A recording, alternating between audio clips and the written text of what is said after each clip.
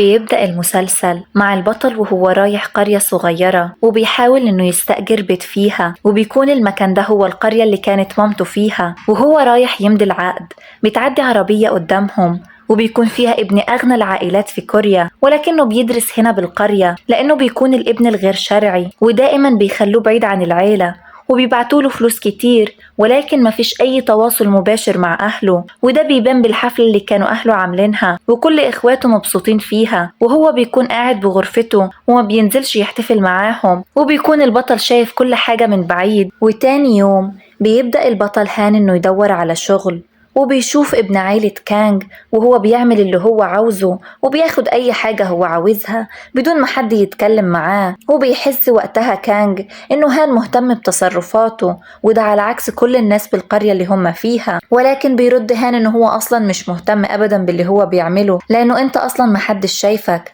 والكلمة دي بتستفزه جدا. وبيكمل هان عليه وبينصحه إنه علشان الناس تشوفك لازم تعمل حاجات أكتر من كده. وبيفضل كانج متعصب من كلامه ده طول اليوم. وتاني يوم بيروح هان على مدرسته الجديدة وبيكون طالب ذكي جدا ومن أذكى الطلاب في كوريا. ووقت الغدا كانج بيتنمر عليه وبيحاول إنه يضايقه، ولكن هان أبدا ما بيسكتلوش، والاتنين بيفضلوا يضربوا في بعض لحد ما بيوصل المدير وبياخدهم المكتب، وبيخرج منها كانج بسهولة وبيفضل يلقح كلام لهان إنه هو ممكن يخرج من أي حاجة بسهولة. ولكن الحقيقة إنه المدير بيكون طالب من الاتنين إنهم يخرجوا من المكتب ويروحوا عادي، وده كمان بيحرج كانج مرة تانية. وبعدها بيجي اتصال لهان بيخليه يخرج بأسرع وقت، وبتكون مامته في القرية ولكن بيكون شكلها غريب وشبه الرجالة وواضح إنها بتهرب من حاجة.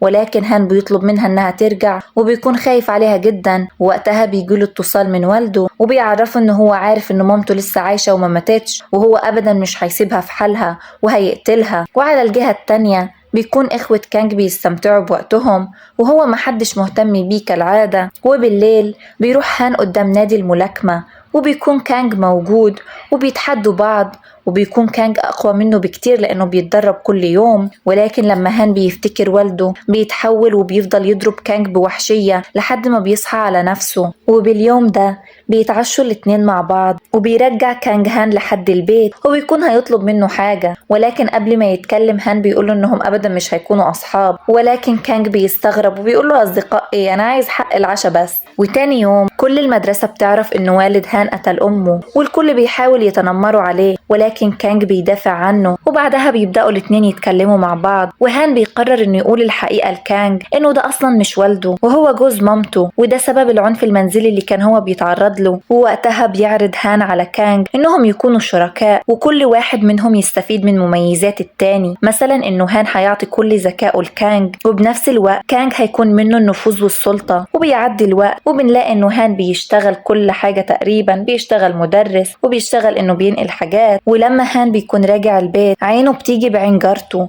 والاتنين بيفضلوا يبصوا لبعض ولكن محدش فيهم بيتكلم. وبيدخل هان على البيت وبيكون كانج محضر له مفاجأة عيد ميلاده، والواضح انهم بقوا اصحاب جدا. وهان بيساعد كانج علشان يقدر انه يعدي بالجامعة ويقدروا الاتنين انهم يحققوا اهدافهم مع بعض. وهما في الدوام المدير بتاع الجامعة بيطلب هان علشان يشوفه لأنه الملف اللي بيكون مقدمه لتطوير شركة كانج بيكون لفت نظر المدير جدا وطلب إنه يشتري الفكرة منه. ولكن هان بيرفض وبيقوله إنه هيحتفظ بالفكرة لمستقبله مع نظرة كده كلها فخر بنفسه، لأنه من هنا بدأت خطته تتنفذ. والمدير وقتها بيتصل بالابن التاني لمجموعة كانج علشان يقوله إنه خلاص لقى الفكرة اللي هتنقذه وتخليه هو اللي يدير الشركات والإمبراطورية من بعد والده. وبعدها هان بيكون بيبحث عن مجموعة كانج وبيشوف نفس البنت جارته وبتكون نظراته ليها كلها إعجاب، ولكن هو أبدا ما بيتكلمش معاها. فبتبدأ هي الكلام عادي جدا وبتقوله يعني إنهم جيران وزملاء في نفس الجامعة، فمش لطيف خالص يعني إنه يتجاهلها. ولما بيكونوا بيتغدوا مع بعض هان برضه بيكون بيطلع عليها من بعيد، فكانج صاحبه بياخد باله وبيقوله أنت معجب بيها يعني ولا إيه؟ ولكن طبعا هان الكاريزما بيقول لا خالص. فوقتها كانج بيبص لها نظرة كده يعني بصراحة ما عجبتنيش. وبنفس اليوم بالليل هان بيروح يدي درس خصوصي لبنت عيلة كانج وهي بتعجب بيه من أول نظرة، وصلاة النبي يعني كده ما بتخبيش حاجة، وكل اللي بتفكر فيه بتقوله على طول. وبالليل لما هان وكانج بيكونوا قاعدين مع بعض وبيتكلموا، بيرجع كانج يسأل عن البنت، وبيقول لهان ان هو عايز كل المعلومات عنها، زي هي ساكنة فين. وده بيضايق هان قوي لانه كمان هو معجب بيها ولكن ما بيتكلمش.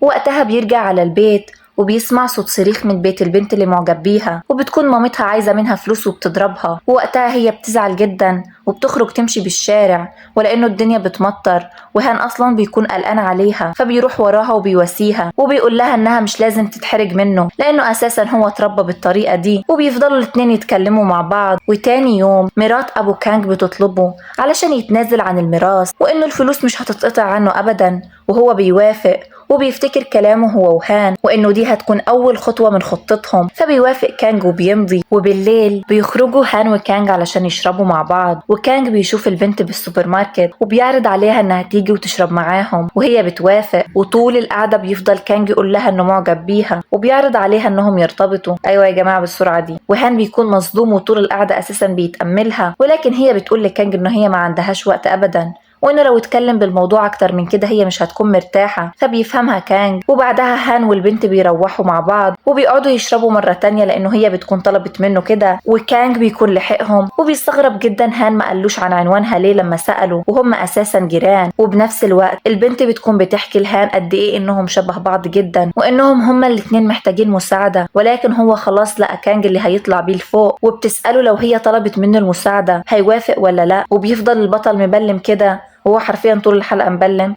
ولكن هان بيرفض انه يساعدها، وكلامها بيكون فيه تلميحات انها معجبة بيه، وهو كمان فعلا بيكون معجب بيها ولكن بيحاول انه يخبي. وتاني يوم جيني الاخت الصغيرة بتطلب من باباها انه يعزم كانج على الغداء، والكل فعليا بيكون رافض وجوده، ولكن باباها بيوافق. ومراته بتروح تتكلم معاه وتقوله انها مش عايزة كانج يجي البيت ده ولا يدخله اصلا، ولكن بيرفض طلبها وبيقول لها انه هو هيعمل اللي هو عايزه، وكمان عارف بموضوع التنازل اللي خلت كانج يوقع عليه، وانت بتتصرفي من دماغك ليه؟ فهي بتروح تجيب له الورقة وبتقول له انها خلاص مش هتعمل حاجة تاني. وكبير الخدم عندهم بالبيت بيتصل بكانج علشان يقول له على العزيمة، وكانج ما بيصدقش نفسه وبيقول لهان، وهان بيكون متوقع اللي هيحصل ولكن ما كانش متخيل انها تحصل بالسرعة دي. وتاني يوم بالشركة كانج الكبير اللي هو باباهم بيكون هيعاقب المحامي اللي طلع ورقة التنازل عن الميراث لكانج، ولكنه بيتراجع وبيقول له انك يعني لو خبيت الورقة دي ومحدش يعرف عنها حاجة هخليكي المسؤول عن المشروع الجديد. وفعلا المحامي بيتبسط جدا وما بيصدق. وبالوقت ده الابن التاني لمجموعة كانج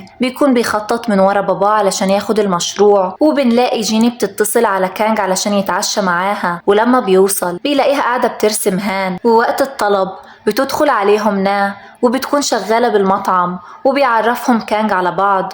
وبتتضايق جيني لما بتعرف انها كمان صاحبة هان، وبيفضلوا يعني يردحوا لبعض من تحت لتحت. ولما بيخلصوا بيرجع كانج علشان يعتذر منها على تصرف اخته جيني، وبيطلب منها فرصة تانية، ولكن هي بترفضه للمرة التانية برضه لانها ما بتثقش بحد ومش مستعدة انها تدخل بعلاقة دلوقتي. وهي مروحة من الشغل بتلاقي هان راكب بالباص، ولكن الاتنين بيتصرفوا كأنهم ما يعرفوش بعض، وهي بتحاول انها تفتح كلام معاه ولكن هو بيصدها. وتاني يوم بيروح كانج على الموعد، ولكن اخوه الكبير بيفضل يتنمر عليه، وجيني اخته بتدافع عنه وبيتخانقوا الاتنين مع بعض. وهنا بتتدخل مرات باباه وبتقوله ان وجودك اساسا هو سبب المشكله، كانها يعني بتقوله يلا من غير ما ترد. وبيطلع هو من البيت وبتزعل اخته جدا، وكمان كانج بيتضايق من الموقف وبيروح البحر. وهان صاحبه بيكون عارف اللي هيحصل فبيروح وراه، وبيفضل هان يهديه ويقوله انه العيله دي بكل املاكها هتبقى ملكك بيوم من الايام، ولكن لازم تصبر شويه. وعلى العشاء بيكون الرئيس متضايق علشان اولاده عرضوا رغبته وخلوا كانج يمشي وهو بنفسه اللي عزمه، وبيرجعوا الاخوه يتخانقوا مع بعض. وبتقوم جيني ولكن مامتها بتلحقها وبتضربها وبتقول لها انه خلاص يعني انت مش صغيره، فوقي لنفسك وتصرفي بالاصول. وبتروح وقتها مامتها لكبير الخدم وتسال ايه وضع بنتها، وبيقول لها عن موضوع المدرس الخصوصي وكمان انه بيكون صاحب كانج. وبيقطع كلامهم لما بيعرفوا ان جيني مش موجوده ولا بغرفتها ولا باي مكان بالبيت. وبالوقت ده جيني بتتصل بهان علشان يقابلها، ولما بيقابلها بتقوله انها معجبة بيه، ولكن هو بيرفضها وبيقول لها انها طالبة عنده وهو استاذها، وعلاقة زي دي ما تصحش. ولكن فجأة بيلاقوا ناء قدامهم، وبتفضل جيني غيرانة على هان منها، واللي بيزيد الطين بلة لما بتعرف كمان انهم ساكنين قبال بعض. وكانج بيروحها وبتقوله انها معجبة بهان صاحبه. وتاني يوم بعد ما مامتها عرفت،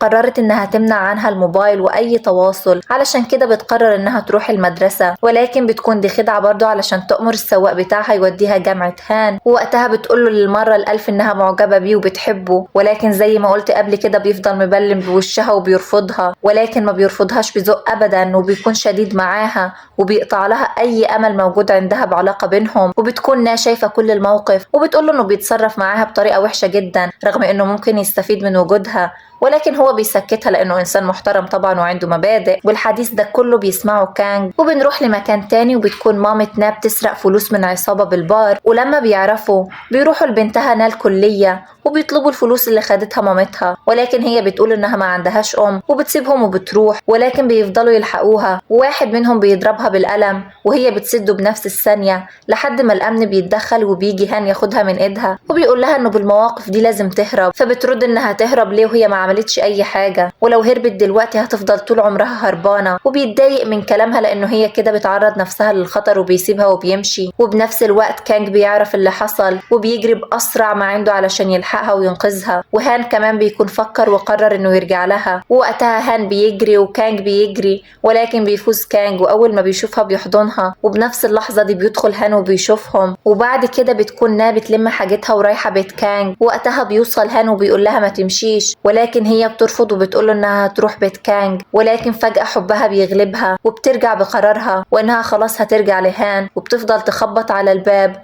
وبنفس الوقت كانج بيتصل، وبيفضل هان محتار بين انه يختار صاحبه ومستقبله ولا يختار البنت اللي بيحبها. ووقتها هان بيرد على التليفون، ونا بتمشي حزينة وكأنه خلاص هو اختار صاحبه ومستقبله. وبيعدي 5 سنين، وبيكون كانج شغال بالشركة بتاعت باباه، وكمان هان بيكون شغال هناك، وبيكون هو اللي كاتب الخطاب بتاع الشركة للرئيس اللي بيطلب انه يتكلم مع هان على انفراد. وبيسأله هو شايفه شخصية عاملة ازاي علشان يكتب له كلمة زي دي. وبيرد هان وبيقول له انه اجابته ممكن تخليه يرفضه من الشغل. فالرئيس بيقول له يعني طالما انت خايف تترفض فانت مرفوض بالظبط كده. وبكل ثقة هان بيقول له انك هتحتاجني بالمستقبل، ولكن الرئيس بيقول له وانا هحتاج قاتل ليه؟ وبيكون ايه بقى؟ هان هو اللي قاتل باباه ولبس التهمة لجوز مامته، وكأنه كده يعني ضرب عصفورين بحجر واحد. وقتها هان بيتصدم هو عارف كل ده ازاي. وبيكمل الرئيس وبيقول له انه خلاص كده هيقدر انه يشتغل مع شخص ذكي، وكمان انا عارف نقطة ضعفه. وبعدها بيطلع وبيقول الخطاب اللي هان كتبه، وكأنه عايز يعطي قرصة ودن لهان. وبعد كده